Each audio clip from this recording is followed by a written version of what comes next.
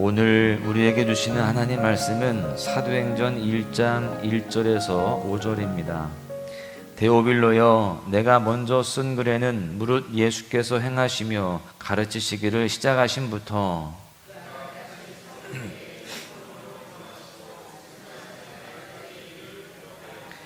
그가 고난받으신 후에 또한 그들에게 확실한 많은 증거로 친히 살아계심을 나타내사 40일 동안 그들에게 보이시며 하나님 나라의 일을 말씀하시니라.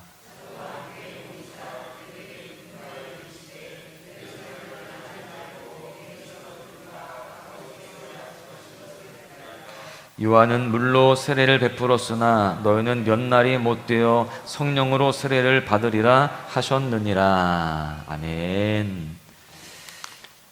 혹시 여러분, 하나님께서 여러분에게 원하시는 사명이 있는데 주저하는 모습을 보인 적이 있으십니까? 나의 연약한 관계 때문에, 또한 나의 재정 때문에, 또한 나의 시간 때문에, 나의 어떠한 연약한 상황 때문에 나는 할 수 없어, 나는 못해, 이런 생각을 하신 적은 없으십니까? 때때로 우리는 하나님의 자녀로서 다양한 섬김의 자리, 충성의 자리에 초청을 받게 되어지는데 여러 가지 이유로 주저할 때가, 또한 머뭇거릴 때가 있다라고 하는 사실입니다. 오늘부터 사도행전 말씀이 시작되는데요, 오늘 말씀을 보시면 예수님이 십자가를 지시고 부활하신 이후에 다시금 제자들에게 귀한 사역을 요구하시는 장면이 나오고 있습니다. 예수님의 이 부르심의 이야기를 통해서 연약한 내가 어떻게 맡겨진 사명을 감당할 수 있을지를 함께 살펴보며 은혜를 나누고자 합니다. 우리가 기억해야 하는 첫 번째 사실은 하나님은 나를 통하여 일하시기를 원하신다라고 하는 사실입니다. 사도행전 1장은요, 예수님께서 십자가 사건 후 부활하신 이후에 40일간 제자들과 함께 시간을 보내시고 승천하시는 이야기로 그렇게 말씀이 시작이 됩니다. 그런데 우리가 주목해야 할 것은 예수님이 그 시간 동안 누구와 함께 하셨는가입니다. 본문 3절의 말씀을 보십시오. 그가 고난받으신 후에 또한 그들에게 확실한 많은 증거로 친히 살아계심을 나타내사 40일 동안 그들에게 보이시며 하나님 나라의 일을 말씀하시니라. 이 본문 속에 보시면 예수님께서는요, 십자가 고난을 받으시고 부활하신 이후에 그들에게 확실한 증거로 살아계심을 보이셨다라고 기록하고 있습니다. 여러분, 그렇다면 여기 말씀에 기록되어 있는 그들은 누구일까요? 이 그들이 누구인지를 주목해야 되는데 이 그들의 포괄적인 목록에 대해서 고린도전서 15장에 보시면 이렇게 기록하고 있습니다. 고린도전서 15장 5절에서 8절에 보시면 게바에게 보이시고 후에 12제자에게와 그 후에 500여 형제에게 일시에 보이셨나니 그 중에 지금까지 대다수는 살아있고 어떤 사람은 잠들었으며 그 후에 야고보에게 보이셨으며 그 후에 모든 사도에게와, 이렇게 되어 있습니다.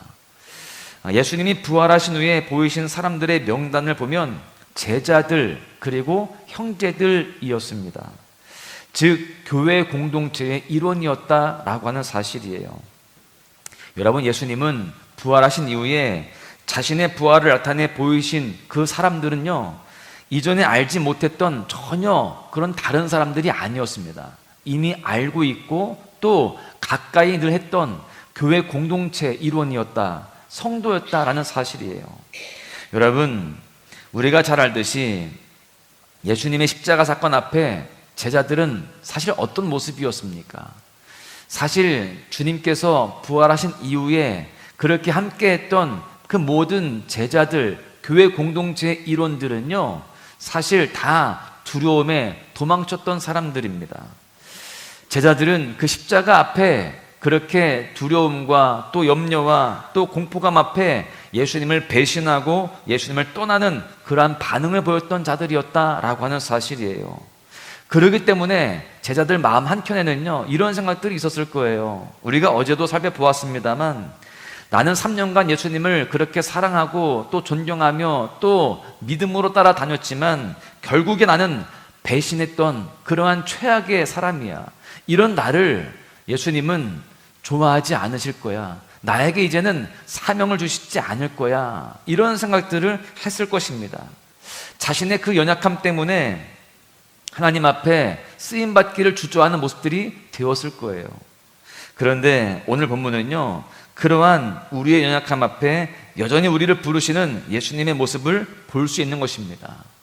그렇게 연약한 제자들, 또 배신했던 주님의 마음을 아프게 했던 그 제자들이었지만 주님은 그들을 버리시지 않고 그들에게 보이시고 또한 그들과 함께 하셨습니다. 그리고 그들에게 사명도 주십니다. 로마서 말씀에는 이렇게 기록하고 있습니다. 로마서 11장 29절에 보십시오. 하나님의 은사와 부르심에는 후회하심이 없느니라. 하나님의 부르심에는 결코 후회하심이 없습니다. 우리의 잘남 때문에 부르신 것도 아니고요, 우리의 탁월함과 우리의 어떤 훌륭함 때문에 우리를 부르신 게 아니라는 겁니다. 여러분, 하나님은 그냥 우리이기 때문에 부르신 것입니다. 여전히 연약하지만 부족하지만 우리이기 때문에 부르신 거예요. 이것을 우리는 은혜라고 하는 것입니다. 여러분, 그렇기에 나의 연약함으로 인하여서 쓰임받는 것에 주저앉기를 바랍니다. 왜냐하면 우리를 부르신 분이 하나님이시기 때문에 그래요. 부르심에 후회가 없으신 하나님을 늘 기억하며 우리 모두가 하나님의 부르심 앞에 아멘으로 순종하며 그렇게 주님과 동행하는 삶을 살아가야 할 줄로 믿습니다. 그런데요, 우리 안에 이런 고민이 있을 수 있습니다.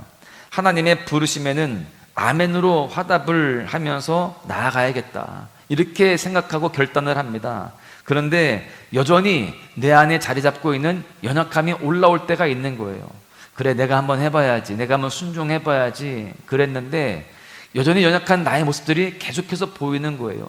이래서 안 되겠고 저래서 안 되겠고 우리 가정 문제가 있고 또 내 재정 문제가 있고 내 시간 문제가 있고 계속 그렇게 나의 연약함과 부족한 모습들이 보이게 됩니다. 그렇다면 그러한 연약함 앞에 우리는 어떻게 반응해야 될까요? 여기에서 우리는 두 번째로 기억해야 할 사실을 깨닫게 됩니다.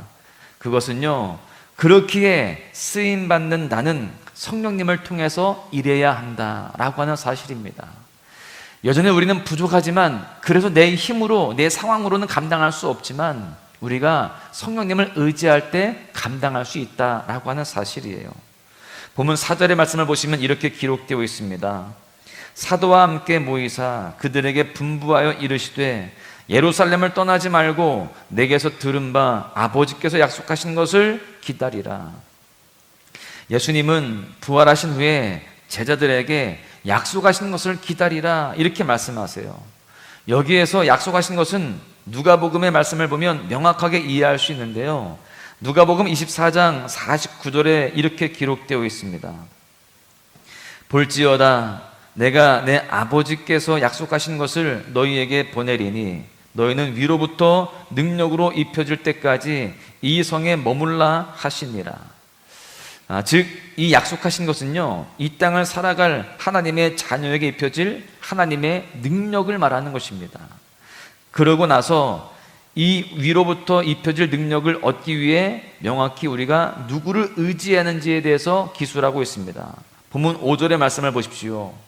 요한은 물로 세례를 베풀었으나 너희는 몇 날이 못되어 성령으로 세례를 받으리라 하셨느니라. 바로 성령님을 통해서 일할 때에 우리는 하나님의 능력을 덧입게 된다라고 하는 것입니다. 그 성령님을 통해서 하나님께서 원하시는 하나님의 뜻을 이루기 위한 사역을 감당할 수 있다라는 거예요. 내 힘으로는 감당할 수 없습니다. 왜요? 우리는 늘 연약하기 때문에 그렇습니다. 여전히 부족하기 때문에 그래요. 그러나 그 성령의 능력으로 감당할 때에, 주님의 도우심을 통하여서 일할 때에, 하늘의 능력으로 감당할 때에 우리는 능히 그 모든 사명들을 감당할 수 있게 되는 것입니다. 여러분, 예수님은 그러한 성령님을 자신이 승천하신 후에 기다리라, 이렇게 말씀하셨습니다. 즉 우리가 감당해야 할 하나님의 사역은요, 성령님의 도우심이 없이는 감당할 수 없음을 이야기하는 거예요. 너희들은 그 성령의 능력을 덧입기까지 너희들은 기다려야 된다. 여러분, 왜 기다리라고 했을까요? 지금 당장 해라 이게 아니라 왜 기다리라고 했을까요? 그 성령의 능력을 덧입은 이후에 감당할 때 승리할 수 있기 때문에 그런 것입니다. 나의 혈기로 나의 열정만 가지고 나의 생각만 가지고는 안 되는 겁니다. 성령님의 그 도우심을 기다린 후에 성령님이 주시는 하나님의 능력을 의지하여서 그 사명들을 감당할 때에 우리는 그 사명 가운데에 아름다운 열매를 맺을 수 있고 승리할 수가 있는 것입니다. 그래서 우리는요, 무슨 일을 하든지 이렇게 기도하며 주님의 은혜를 덧입고자 더 주님 앞에 가까이 나아가야 되는 겁니다. 그럴 때 성령께서 우리에게 능력으로 덧입혀 주셔서 그 모든 사명들 잘 감당할 수 있도록 그렇게 함께 하시는 줄로 믿습니다. 여러분, 하나님은요, 여러분이 어떻든 상관없이 여러분이기에 사역의 자리에 초대하십니다. 그리고 동시에 여러분의 연약함을 내버려 두시지 않으시고요, 하나님의 능력으로 감당할 수 있도록 능력을 부어주십니다. 여러분, 하나님의 부르심에 성령님을 의지하여서 순종하시기를 바랍니다. 그 순종을 통하여서 아름다운 열매를 맺어가시고 주님을 기쁘시게 하며 그 가운데 여러분들의 삶에도 큰 축복이 있으시기를 주님의 이름으로 간절히 축복합니다. 말씀을 정리하겠는데요, 오늘 예수님은 부활하신 후에 제자들을 부르십니다. 그리고 이후에 사역들에 대해서 다시금 가르쳐 주시고 사역의 자리에 초대해 주십니다. 제자들은 예수님을 배신했던 그러한 연약한 존재였는데 그럼에도 불구하고 부르셨습니다. 그리고 제자들의 힘만으로는 사역을 감당할 수 없기에 성령님을 보내주십니다. 그 성령님을 통해서 하늘로부터 능력을 덧입는 것이죠. 사랑하는 소망가족 여러분, 오늘 이 자리에서도요, 하나님은 우리 모두를 제자의 자리에 초대하고 계십니다. 여러분이 어떻든 상관없이 하나님의 부르심에 아멘으로 순종하시기를 바랍니다. 부족함에 대해서, 연약함에 대해서 우리가 너무나 마음 쓰지 마시기를 바라요. 주님은 우리의 모든 그런 연약함과 또 환경과 상관없이 우리를 쓰실 수 있는 그런 능력의 하나님이십니다. 우리 모두가요, 그 부르심 앞에 우리에게 능력 주시는 성령님을 더욱더 의지하며 나아가는 그런 삶이 되어야 할 줄로 믿습니다. 그럴 때에 하나님의 놀라우신 일하심을 우리 모두가 다 경험하게 될 것입니다. 우리 모두가 그렇게 하나님의 일하심을 경험하며 살아갈 수 있기를 간절히 소망합니다. 오늘 하루, 이번 7월 한 달 하나님의 부르심에 순종함으로 나를 통하여 일하실 하나님의 선하신 손길을 더욱더 풍성하게, 더 구체적으로 경험하는 은혜가 가득하시기를 주님의 이름으로 간절히 축원합니다. 나의 주님